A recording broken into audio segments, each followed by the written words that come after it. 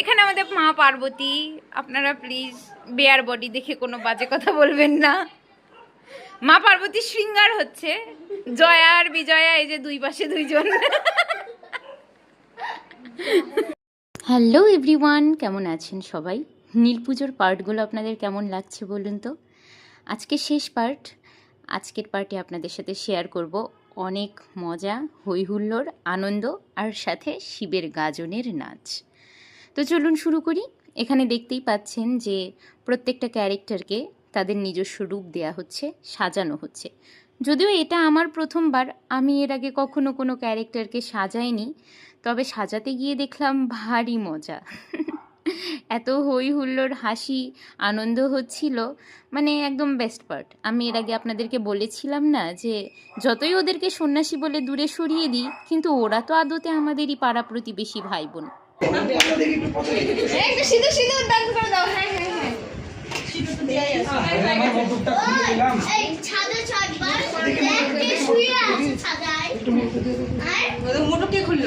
আমি খুলে দিয়েছি।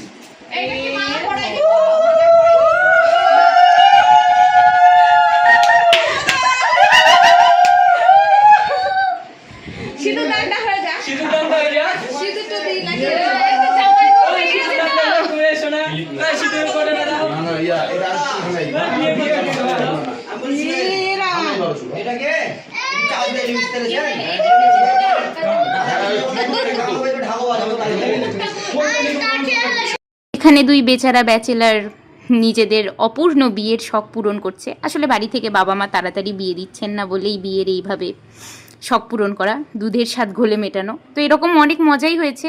তারপরে আমরা এই যে সবাই চলে আসলাম মন্দির চত্বরে, রাত প্রায় 11টা বাজে, আর এই যে শুরু হলো নাচ।